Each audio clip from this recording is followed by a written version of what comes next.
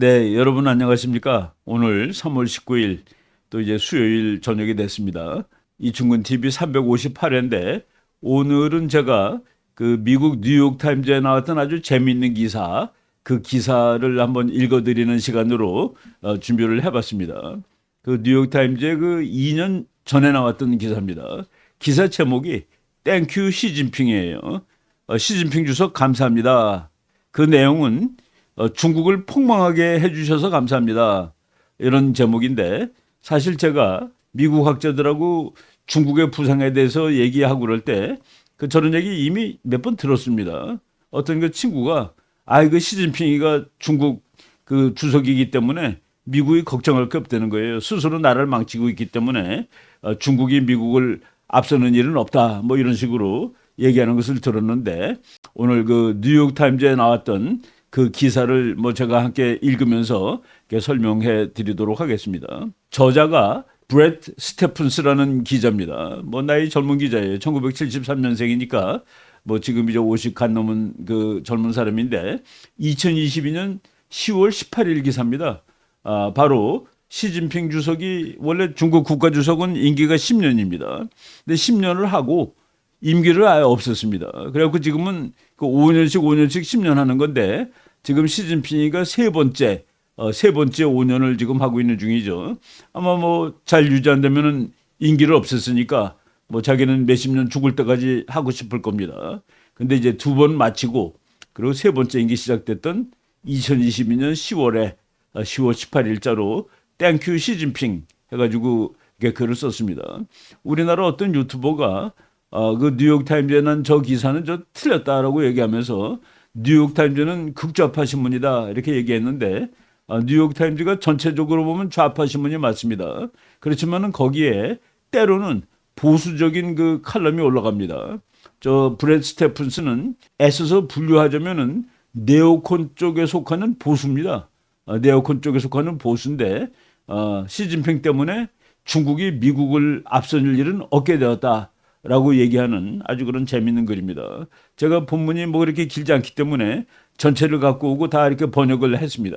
이 신문에 나온 사진이 칼라 사진인데 그러니까 시진핑이 걸어가는 것을 저렇게 그 이상하게 좀 처리한 그 사진이 그 원문에 이렇게 나와 있는 사진입니다.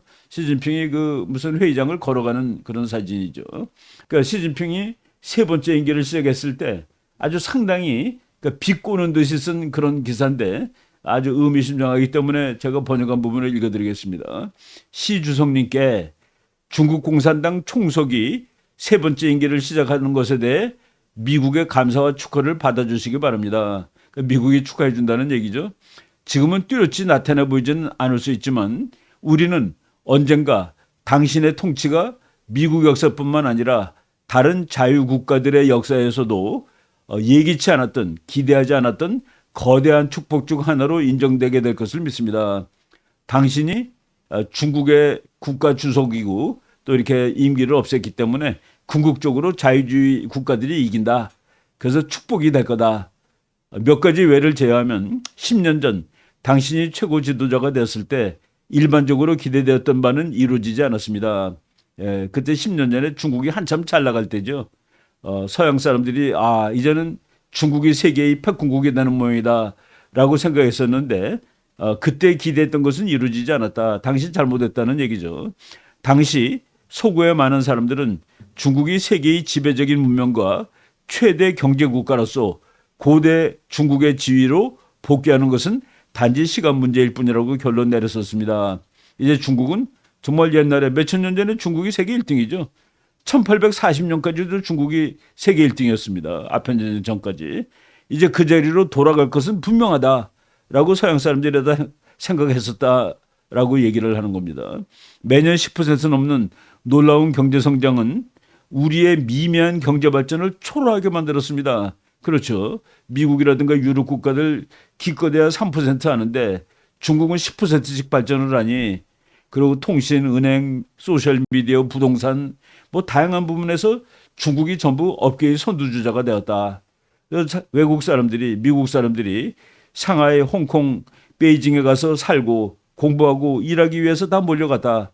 그리고 부유한 미국 부모들은 자기 아이를 중국어 공부시키려고 중국어 학원에 보냈고 그것을 자랑스럽게 여겼다. 그것이 10년 전 얘기입니다. 그리고 부유해진 중국이 전 세계에 큰 영향을 미칠 것이라는 점이 널리 다 받아들여졌고 중국의 영향력은 실제로 소유럽에서부터 남아메리카, 중앙아시아, 동아프리카에 이르기까지 미칠 것이라고 생각되었다. 저렇게 하면서 미국 사람들이 잠깐 걱정한 게 조금 있어요. 이러한 영향력이 때때로 철권 통치, 주먹으로 때리는 뭐 그런 정치죠. 독재 정치처럼 나타날 수 있다는 것을 이해했지만 그것을 억제하려는 정치적 의지는 없었습니다. 중국이 너무 무시무시하게 컸기 때문에 감히 그것을 막으려는 생각도 못했다 하는 얘기입니다.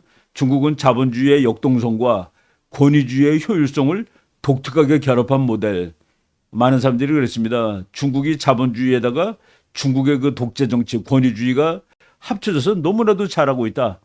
그래서 그것은 성공할 것이고 미국식 자본주의는 끝났다. 중국은 결정하고 일은 다 진행이 되고 성과를 내고 그리고 서양은 헤매고 있는데 중국은 잘 나가고 있다는 의미에서 세계와 자유세계와 중국이 뚜렷하게 대조를 이뤘다. 물론 서양 사람들이 중국의 모든 것이 잘 될 것이라고 생각한 것은 아닙니다. 중국의 부상은 시진핑의 부상은 주요 라이벌인 뽀시라이라는 사람이 그 서로 정적이었죠. 뽀시라이는 결국은 뭐 감옥 갔습니다. 뭐 부패해서 감옥 갔다고 그러는데 뭐 우리나라 돈으로 조 단위의 부정부패를 한 것으로 돼 있었죠. 그래서 하여간 시진핑이 쫓아내고 그리고 시진핑이 이제 올라간 겁니다.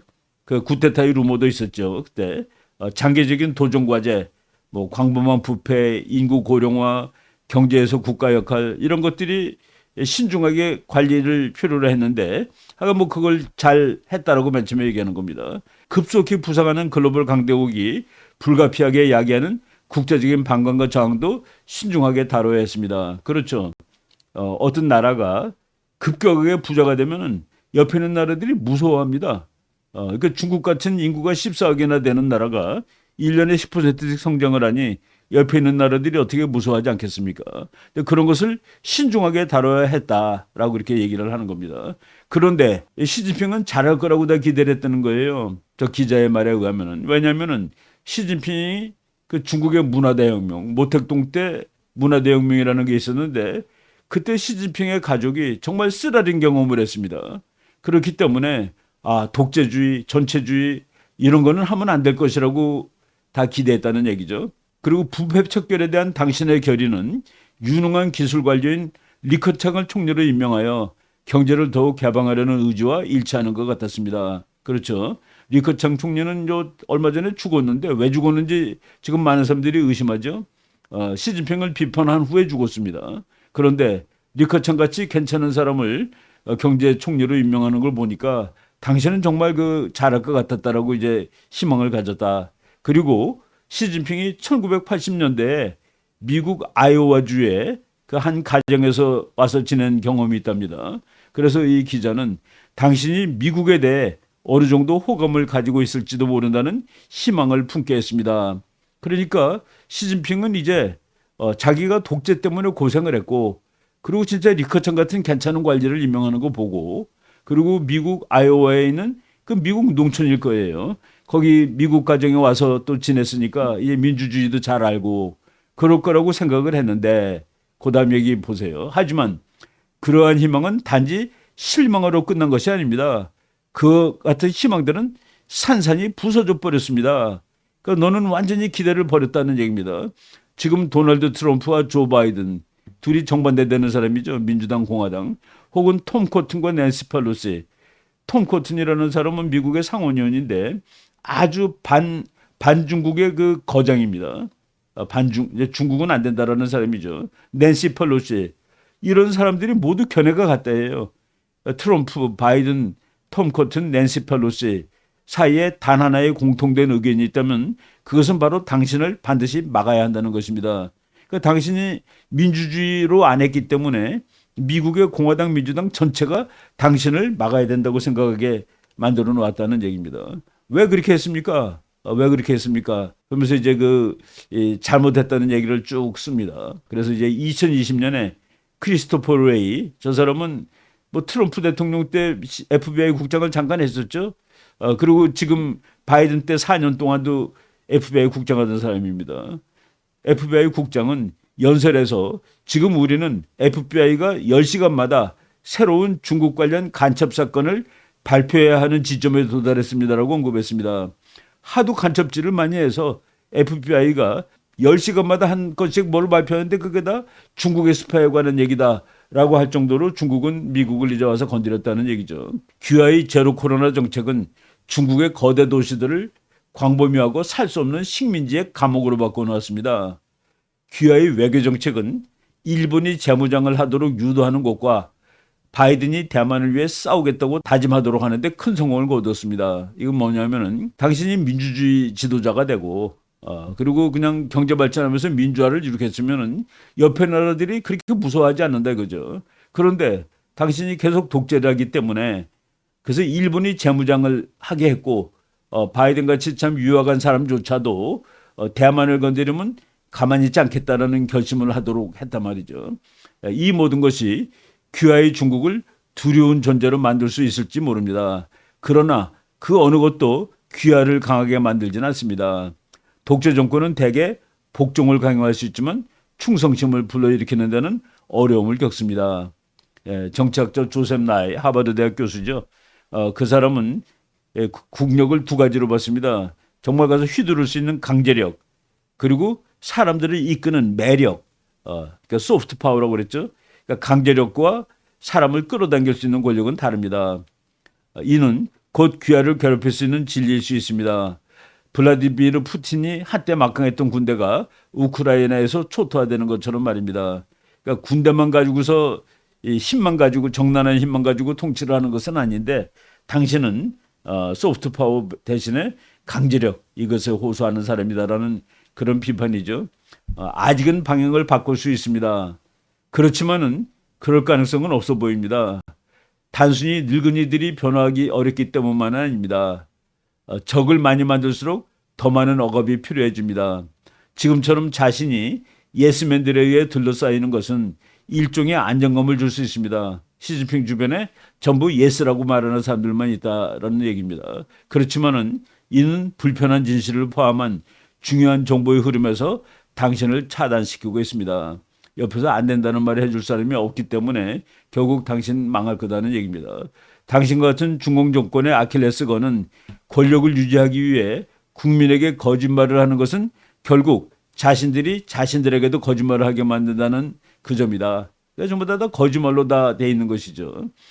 지금 외국 기자들 쫓아내고 반대하는 사람 다 쫓아내고 그리고 외부 세력이 비판하는 소리는 중국에 들어가지 않고 그래서 중국의 미래가 없다는 얘기입니다. 그래서 쭉 이제 다른 그 전문가 얘기도 그렇게 썼어요. 제 동료 톰 프리드만의 말을 빌리자면은 토마스 프리드만이라고 그래가지고 세계화를 아주 좋게 평가하는 책도 쓰고 그런 기자입니다. 누가 하루 동안이라도 당신의 중국과 같은 나라가 되고 싶어 할까요?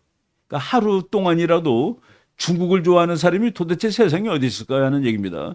아마도 없을 것입니다. 그래서 우리는 당신에게 감사하다고 말하고 싶은 것입니다. 당신이 중국 말아먹어서 그런 얘기입니다.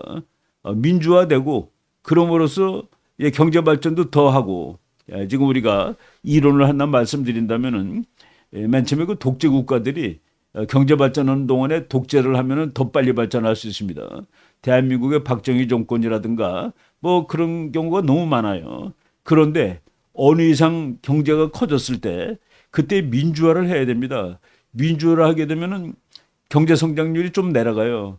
그럼에도 불구하고 진짜 끝까지 발전하려면 민주주의를 해야 되는데 당신은 그거 하지 않았다는 얘기입니다. 시진핑은 그걸 안 했다. 그래서 이제 결국은 중국은 이제 폭발하고 말 것이다. 지금 미국도 앞이 깜깜해 보이지만은 그것보다 당신네들이 훨씬 더 나쁘다.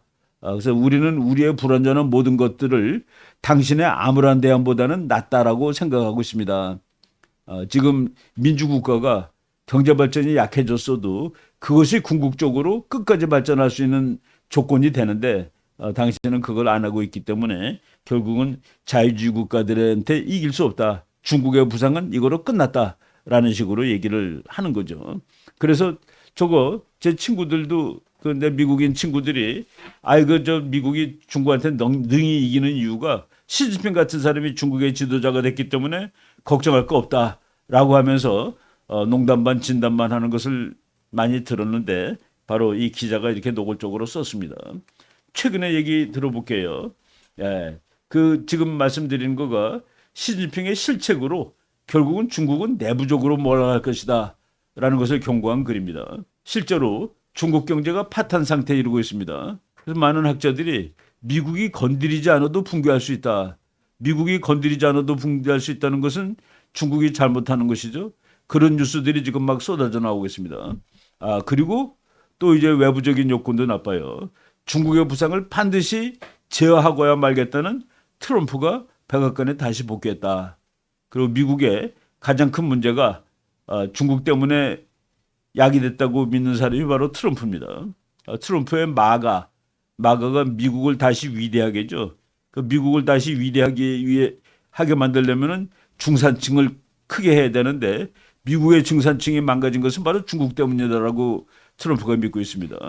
중국을 적이라고 보고 손을 보려는 트럼프가 지금 나와 있는데 중국이 트럼프가 손 보기도 전에 스스로 무너질 수도 있는 그런 상황이 됐다라는 글입니다. 이게 이제 마가 운동의 첫 번째 책이라고들 다 이제 소문이 난 책인데 저 책이 원래 처음 나온 것은 2011년입니다. 2011년이니까 나온 지 한 14년 된 책인데 여러분 보시기에 오른쪽에 있는 작은 표지가 원판 표지입니다. 그리고 작년에도 새로 나왔습니다. 2024년에 여기에서 노골적으로 China is our enemy. 중국은 우리의 적이다. 그리고 중국을 적이라고 취급하기 시작할 때가 되었다라고 썼는데 뭐 저거 내용을 하나도 안 바꾸고 새로 찍은 책입니다. 그런데 그 부제가 Making America Number One Again. 이것이 다시 이제는 넘버원이 great로 바뀌었죠. 중국은 우리의 적. 저는 저 책을 맨 처음에 봤을 때 뭐 정치가 아니니까 저런 얘기를 할 수 있겠구나라고 생각을 했었는데 저 사람이 대통령이 된 다음에도 같은 얘기를 하는 걸 보고 놀랐습니다. 저 책의 제목은 Time to get tough. 우리가 터프해져야 될 때다. 미국이 너무 말랑말랑하고 허야겠다라는 그런 의미죠. 그 책에 저런 얘기도 나옵니다. 워싱턴의 정치가들이 아무리 달콤한 말들을 해도 중국의 지도자들은 미국의 친구가 아니다. 그리고 이제 중국은 우리의 적이고 중국을 이제 적처럼 대해야 될 때가 되었다. 그리고 I'm going to bring back the jobs back from China. 모든 공장이 중국으로 가져갔는데 바로 중국으로 가져간 그 직업들을 다 되찾아 오겠다. 뭐 그러고 나서 애플도 가져오고 뭐 자동차 공장들 다 다시 가져오고 심지어는 연필 공장까지도 미국으로 트럼프가 다시 가져갔었습니다. 이제 47대 2기가 시작돼 가지고 지금은 중국의 주변을 미국이 계속 건드립니다. 멕시코, 캐나다, 뭐 이란 이런 것들이 다 사실은 중국을 건드리는 거예요. 파나마라든가 그린랜드라든가. 그런데 이제 최근에 본격적으로 중국을 건드리는 그런 모습이 나옵니다. 우리나라 사람들이 말이죠. 2008년에 미국의 레만 브라더스가 무너졌을 때 미국의 시대가 끝났다라고 얘기하는 사람이 한국 사람 대부분이었습니다. 뭐 대학 교수님들 전부 미국의 자본주의는 이제 끝났습니다. 중국식 국가 자본주의 이 시대가 옵니다. 그 2008년에 그 월스트리트이 붕괴되던 바로 그 해죠. 그때 많은 사람들이 아무리 늦어도 30년이면은 미국이 중국을 앞설 것이다 라고 생각을 하고 있었습니다. 왜냐하면은 중국은 1년에 뭐 8, 9% 성장을 하고 미국은 겨우 2, 3% 성장을 하고 그때 제가 그때 이후에 미중 패권에 관한 강의를 참 많이 했는데 저는 그때마다 제가 이제 들고 다니던 표입니다. 미국이라는 나라가 중국이 미국을 앞설 때까지 멍청하게 가만히 있지 않는다. 2008년 무렵에 이렇게 얘기했었습니다. 앞으로 10년 이내에 미국이 정말 그 경제력으로 중국을 파탄시킬 수 있는 힘을 가지고 있을 때 반드시 중국을 건드려서 중국이 미국에 도달하지 못하도록 할 것이다 라고 얘기를 했습니다. 이건 뭐 국제정치의 역사죠. 이 세상에 어떤 패권국도 평화적으로 자기의 패권적 위치를 도전자한테 내놓지 않는다. 이것이 국제정치의 역사입니다. 근데 우리나라 사람들은 중국이 잘 되니까 결국은 미국 앞서지 않겠어? 라고 생각합니다. 국제 정치는 올림픽 게임이 아니에요. 미국이라는 나라가 중국이 바로 앞에 따라왔을 때 발걸어서 넘어뜨리지 앞서라고 양보를 하지 않을 겁니다. 미국뿐만 아니라 모든 나라들이 다 그런 것이죠. 근데 우리는 그런 국제 정치의 논리를 무시하고 앞으로 중국의 시대가 온다라고들 다 한국 사람들이 생각하고 있었다는 얘기입니다. 그런데 이제 세월이 지나고 보니까 2018년에 트럼프 대통령이 일기 때 그때 중국을 경제적으로 꺾어놓는 일을 본격적으로 시작을 했습니다. 사실 오늘날 중국이 헤매는 것은 2018년 무렵부터 트럼프 대통령이 중국의 경제를 뭐 좀 센 말로 하면 허리를 부러뜨려 놨다라고 말씀해도 될 정도로 그 망가뜨려 놓고, 그리고 바이든 시기 때 중국이 회복할 찬스가 사실은 왔지만은 그 코로나 때문에 중국 경제가 다시 회복이 되지 못했습니다. 그런데 지금 미국이 트럼프가 다시 중국을 손보겠다고 나오기 때문에 중국이 미국을 앞선다는 것은 이제 불가능한, 그래서 미중파 경쟁 얘기는 앞으로 더 해야 될까를 의심할 정도로 이렇게 그 거의 마지막 단계에 나온 그런 얘기라고 생각이 됩니다. 그렇죠. 패권국이 도전국의 도전에 평화적으로 굴복한 적은 없었다. 우리는 이 국제 정치의 참 진실을 잘 생각하지 않고 있었던 겁니다. 에드워드 러드왁이라는 저 유태계 미국 학자인데 The Rise of China, 중국이 부상하고 있다, vs The Logic of Strategy, 전략의 논리, 가서 부상을 짓밟으라는 그 책입니다. 하버드 대학에서 나온 책인데 국제정치의 정난한 모습이죠. 그리고 중국이 한참 잘 뛰고 있는 게 뭡니까? 화웨이라는, 트럼프가 아예 화웨이 이거 붕괴시키겠다라는, 뭐 화웨이부터 손을 보기 시작했죠. 중국의 대표적인 기업인데 저건 군산복합체이기 때문에 중국 군부가 운영하는 그런 회사였습니다. 이건 최근에 나온 뉴스예요. 트럼프의 새로운 관세는 fatal blow to China's economy, 중국 경제에 치명타가 될 수 있을 것이다. 저거 가볍게 여기면 안 됩니다. 중국 사람들이 그렇게 그 정확하게 느끼지 못한 것 같은 그런 기분이 듭니다. 트럼프 2기의 대전략은 러시아 우크라이나 그거 중요한 문제가 아니야. 가장 중요한 것은 중국의 도전이고 나는 중국에 집중할 거야. 그게 트럼프 2기입니다. 보세요. 미국을 100이라고 봤을 때 경제력을, 중국과 러시아는 미국과 같은 성격의 나라는 아닙니다. 그러니까 미국을 파란색으로 칠하면은 중국과 러시아는 빨간색의 나라예요. 근데 중국은 미국의 3분의 2 정도 되고 러시아는 미국의 한 13분의 1 정도 되는데 14분의 1 정도 되는데 바이든 행정부는 놀랍게도 러시아를 주축 취급을 했습니다. 트럼프는 그런 그 엉터리 국제 정책이 어디 있어? 중국을 주적으로 다시 이제 올바로 삼고 그리고 중국과 러시아를 갈라치게 하는 것이 트럼프의 대전략이죠. 그래서 중국을 이제 무너뜨리는 겁니다. 그런데 뭐 지금 펜타닐 때문에 중국에 캐나다도 관세를 얻어맞고 멕시코도 관세를 맞고 그러는데 그 배후가 중국이죠. 근데 이제 미국에 있는 중국 대사관에서 아주 씩씩하게 얘기했습니다. 3월 5일자 얘기예요. 미국이 펜타닐 문제를 진정히 해결하기 원한다면 올바른 방법은 중국을 대등한 상대방으로 인정하고 대화를 하는 것이다. 아주 엄청난 그 선전포고 비슷하게 했어요. 그리고 미국이 원하는 것이 전쟁이라면은 뭐 전쟁이라면 전쟁을 해줄 거고 그것이 관세 전쟁이든 무역 전쟁이든 자기네들은 미국이 원하는 방식대로 다 싸워주겠다 이거예요. 그리고 그 전쟁을 끝까지 싸울 준비가 되어 있다. 그러니까 이제 뭐 외교니까 말을 뭐 이렇게 세게 하는 것이겠죠.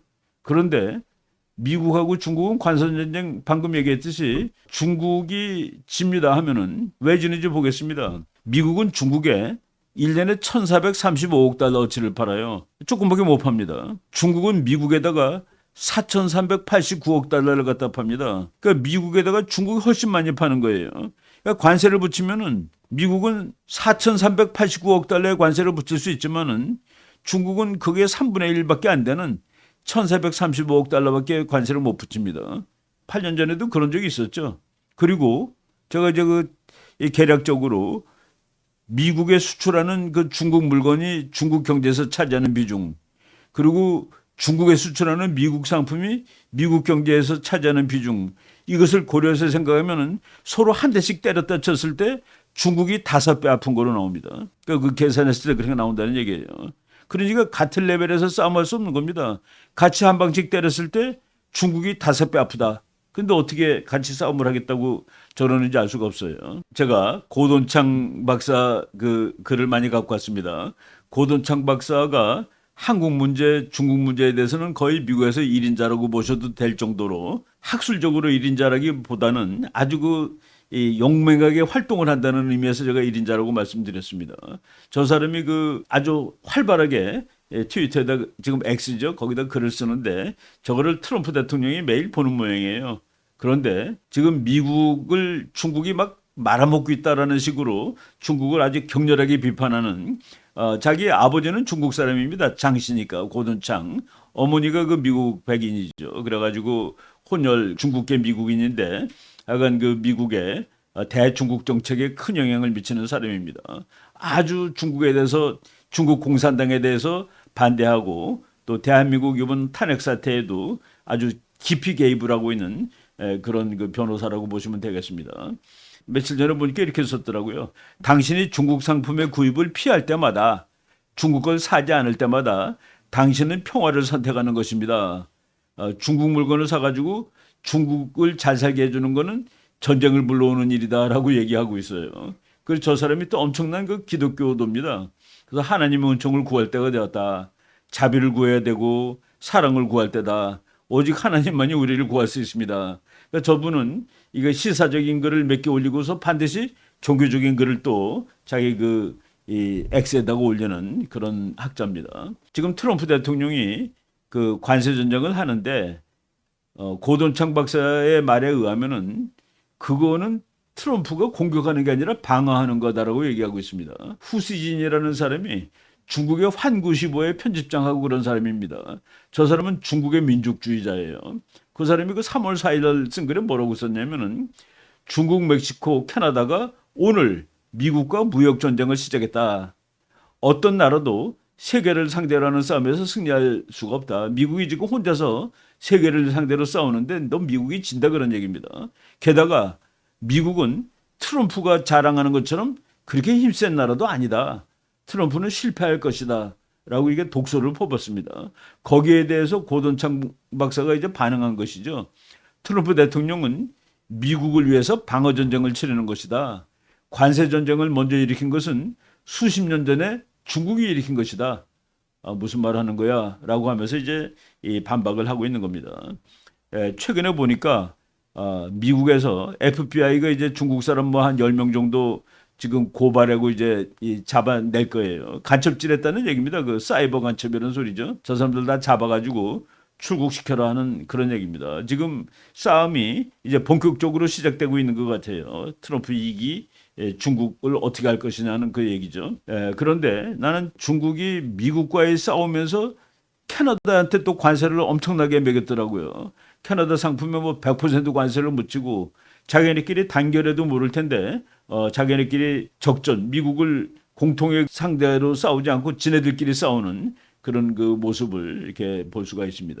고등청 박사가 또 한 말이에요. 몰락가는 경제와 파탄 중인 사회에 군림하고 있는 중국 공산당 정권은 또 다른 헛소리 같은 주장을 하고 있다. 3월 3일 날 한 건데 무슨 헛소리를 했느냐. 중국이 말이죠. 이게 중국이 그러니까 공허한 민족주의 국가입니다.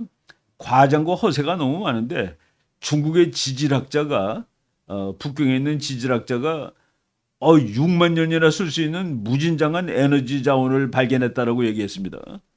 6만 년 쓸 수 있다 중국이? 6만 년 쓸 수 있다는 게 어디 있습니까? 우리가 상식으로 생각할 때 예를 들어서 뭐 석유가 앞으로 100년 쓸 거가 있다. 뭐 200년 쓸 양이 있다 그러는 것은 뭐 우리가 인정을 할 수가 있는데 중국이 6만 년을 쓸 수 있는 무진장한 에너지 자원을 개발하였다라고 3월 2일 날 발표를 했어요. 그러니까 이제 미국에서는 고든창 박사는 그게 무슨 허방한 주장을 하느냐 이렇게 얘기했죠. 저기 책인데 정말 중국이 문제가 많다는 책들이 막 쏟아져 나오고 있습니다. 미국에서는 중국의 직간접 침략을 경고하는 책들이 무수히 많이 나오고 있다. 뭐 수천 권도 넘을 거예요. 그러니까 경고하는 것이죠. 거기에 이제 고든창 박사가 3월 7일 한 얘기입니다. 중국 경제는 미국 경제의 3분의 2가 되지 않는다. 중국은 미국을 상대로 막대한 무역 흑자를 기록하고 있다. 흑자가 많은 나라가 무역 전쟁하면 빌리게 돼 있습니다. 지난해 흑자가 2,954억 4천만 달러에 달한다.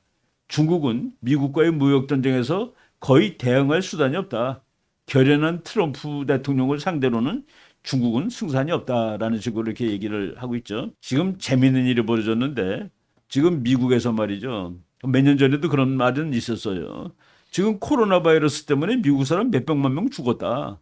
이게 중국 때문에 죽은 건데 2차 대전 때보다 더 많은 사람이 코로나로 죽었다. 이거 누구한테 보상을 받느냐. 최근에 그 중국 우한 거기서 바이러스가 나왔다는 것이 이제 뭐 다 거의 뭐 공식화되고 미국의 미주리주에서 코로나로 죽은 사람의 배상금, 보상금을 중국 정부가 내야 된다라고 판결을 받았습니다. 물론 이 중국은 뭐 법정에 안 갔죠. 그런데 그 뭐 예를 들어 몇 천만 불, 뭐 몇억 불 보상을 그럼 어떻게 받느냐? 미국에 중국 사람이 가지고 있는 재산이 많습니다. 땅도 많고 건물도 많고. 그러니까 미주리 판사가 미주리의 주에 있는 중국 자산을 뺏으려는 거예요. 그래가지고 그 벌금을 강제로 그러니까 중국이 내는 게 아니라 미국이 강제로 뺏는 것이죠. 미주리 정부는 미주리 주 내에 중국의 재산을 압류할 예정으로 있다. 지금 미국에서 나오는 거 보면 험악한 얘기들이 많이 나오는데 이거는 트럼프 대통령이 직접 올린 겁니다.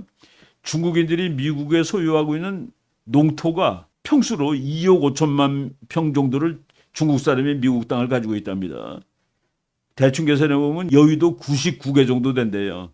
서울에 있는 여의도가 252만 6천 평이라는데 미국에 있는 중국 거가 20만 에이커로 평수로 치면 2억 5천만 평. 그러니까 여의도 100개 정도 되는데 그 땅 미국이 다 뺏겠다 이겁니다. 맨 처음에 네 산 돈을 주면은 되팔으려고 그러겠죠. 되팔지 않으면 어떡할 겁니까? 그럼 뺏으면 되는 거지. 지금 그 정도로 지금 미국이 중국을 견제하고 있다는 얘기입니다. 부통령이 그랬어요. 대통령이 그 말을 했고 20만 에이커를 찾아오는 것을 찬성하십니까? 라고 올리자마자 부통령이 우리는 중국이 통제하고 있는 모든 미국의 땅들을 다시 찾아와야 합니다. 미국에 있는 풀포기 한 나라도 중국 것이 될 수는 없습니다. 이거는 대통령과 부통령이 직접 나왔으니까 곧 이제 집행할 그런 일이라고 보여집니다. 중국 정부는 의도적으로 미국 사람을 펜타닐 가지고 죽이고 있습니다. 고돈창 얘기죠. 지금 미국 사람 중에서 젊은 사람 사망률 1위가 바로 펜타닐입니다.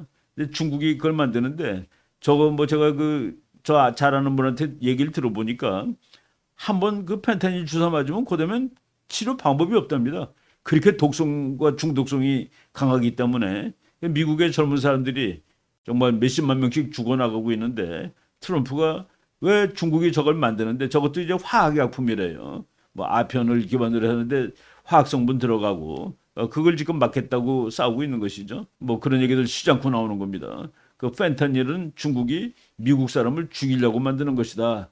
이런 식으로 이것은 머더다, 살인이다. 그래서 이 살인은 그 살인죄에 해당되는 그런 이 정의가 적용돼야 된다라는 말을 하는 것이죠. 이것도 놀라운 뉴스인데 미국 하원 공화당 의원들이 중국 학생은 아예 미국 유학을 못 오게 하자. 이게 지금 미국 유학생 중에 제일 많은 숫자가 중국 학생입니다. 근데 미국 하원 공화당이 중국 유학생 아예 미국에 와서 공부하지 못하게 하는 그 법안을 3월 14일 날 발의를 했습니다. 이게 통과될지는 잘 모르겠는데 통과된다면은 중국 학생은 아예 미국 유학도 못 간다는 그런 일이 되는 것이죠. 고든청 박사가 그렇습니다. 그렇지만 미국이 이길 수 있다. 왜? 중국 경제는 성장통을 경험하고 있는 것이 아니다. 경제가 발전하다 보면 통증이 오겠죠. 근데 그게 아니고 최근 중국 공산당 논의의 주안점은 중국이 심장마비를 일으키고 있다. 이제 곧 죽을 거다는 그런 얘기를 하고 있을 정도입니다. 제가 중국에 관한 여러 가지 이론이 있는데 저는 이 이론이 제일 맞다고 생각을 하고 있습니다. 가장 최근에 나온 2021년에 나온 이론인데 중국이 지금 몰락 중이라는 거예요. 그리고 몰락 중이기 때문에 오히려 더 문제다라는 그런 이론인데 할 브란드라는 아주 유명한 교수가 만든 이론입니다. 스탠포드 대학에서 나온 책인데 저 사람 박사는 예일 대학에서 받았습니다. 아주 현실주의적인 정치학자인데 이 사람이 뭐 쓴 책이 한두 권이 아니에요. 여러 권 책을 썼는데 중국이 부상이 끝났다는 책입니다. 데인저 존, 이제 중국이 위험지대로 들어간대요. 저 사람 이론을 우리가 요약하면 피킹 파워 트랩. 중국이 힘이 이제 정상에 올라갔다는 겁니다. 이제 절대적인 측면이 아니라 미국을 그냥 100으로 놓고 중국이 쭉 올라왔는데 66까지 올라왔는데 앞으로 더 이상 못 올라가고 내려간다는 거예요. 피크 파워 66에 도달했는데 앞으로 더 올라가지 않고 내려간다. 그래서 위험하다라고 쓴 책입니다. 그 위험한지 한번 제가 설명드리겠습니다. 중국의 상대적인 힘은 절정에 올랐고 이제 내리막길로 치달을 것이다. 그래서 중국이 앞으로 미국을 앞선다면은 그냥 가만히 있으면 돼요. 시간이 자기 편이니까. 그런데 앞으로 더 이상 올라가지 못한다면은 지금 마지막으로 할 수 있는 일을 빨리 해야 됩니다. 예를 들어서 중국의 꿈은 대만을 가져가는 건데 앞으로 미국과 힘의 격차가 벌어지면 대만 못 갖고 가죠. 그러니까 지금이라도 가져가야 되겠다. 그래서 힘의 정점에 올랐고 그리고 앞으로 내려갈 것이기 때문에 정쟁 발발 가능성이 높아졌다라는 이론입니다. 나는 참 그 이론이 설명이 그럴듯하다고 생각을 하는데 도표를 만들면 이렇습니다.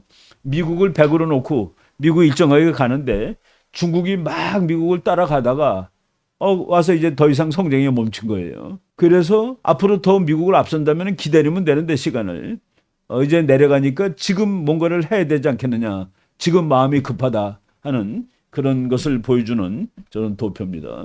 중국이 더 이상 성장하지 못한다는 것들이 이제 여러 군데서 나오죠. 이코노미스트에서도 피크 차이나 중국이 이제 더 이상 올라가지 못합니다. 앞으로 꺾어져서 내려갈 가능성이 많은 거예요. 그래서 지금 위험하다라는 얘기죠. 뭐 비슷한 얘기입니다. 중국의 미래는 별로 밝아 보이지 않는다. 무한정 발전할 가능성은 이제 사라졌다. 그래서 올라가던 나라가 그 꺾일 때 그때 도발을 할 가능성이 많다. 뭐 이런 얘기가 나오는 겁니다. 우리나라 학자들도 뭐 동의하고 있는 것 같아요. 아무리 발버둥 쳐도 중국은 역부족이다. 끔찍한 중국 붕괴가 시작된다. 중국 때리기가 아닌 중국 붕괴에 트럼프 대통령이 올인하고 있다 하는 것들이 최근에 한국에 있는 중국 전문가들이 하는 그 얘기들입니다. 중국 경제 진짜 붕괴하는 것인가? 실제 중국인들이 그렇게 체감하고 있다는 그런 내용의 강의고 끔찍한 중국 붕괴가 시작되었다. 반드시 한국과 손을 붙잡아야 한다. 이것도 더 우리 그 중국 전문가들이 중국 경제가 지금 이 피크에 다다랐고 앞으로 내려갈 가능성이 많다라는 얘기를 하고 있는 겁니다. 고든청 박사는 뭐 우리나라에서는 또 싫어하는 사람도 많아요. 하도 뭐 한쪽 편을 든다 해가지고 극우라고 그러는 사람도 있는데 뭐 그거는 아니고 저 사람이 중국에 관한 책을 여러 권 썼는데 작년에 나온 플랜 레드 저거는 중국이 미국을 무너뜨리기 위해서 온갖 일을 다 한다는 거기와 관련된 책인데 China's Project to Destroy America 미국을 붕괴하기 위해서 어떻게 중국이 계획을 세웠느냐는 것을 적나라하게 밝힌 책입니다. 고든청 박사 요번에 그 CPAC, CPEC이라고 미국의 그 보수주의자들이 모여서 하는 그 큰 행사입니다. 거기에서 트럼프 대통령이 연설하다가 고든청 박사 여기 오셨나요? 하면서 저기 계시군요. 저 사람 훌륭한 사람입니다. 그리고 뭐라고 그랬냐면은 내가 지금 중국에 대해서 하는 거 잘하고 있는 거 맞죠? 라고 물어봤어요. 당신이 전문가인데 자기가 고든청 박사 견해를 많이 따르는데 정말 잘하고 있냐? 저 사람은 한국 문제에 대해서도 참 아주 구체적으로 언급을 하는 사람입니다. 그래서 그 고든청 박사가 그 트럼프 대통령이 이로 세워가지고 훌륭한 사람이라고 칭찬했고 저 사람의 말은 우리가 이제 들어볼 필요가 있다라는 얘기죠.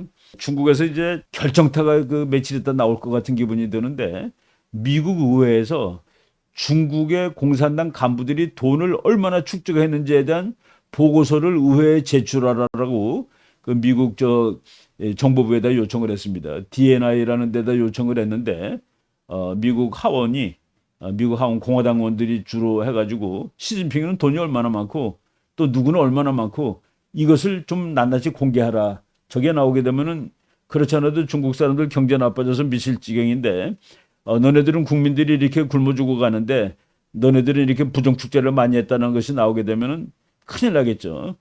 그런 일이 이제 이루어지고 있습니다. 중국이 그동안에 뭐 많이 부자가 됐음에도 불구하고 중국 사람 6억 명이 하루에 5달러 가지고 산대요.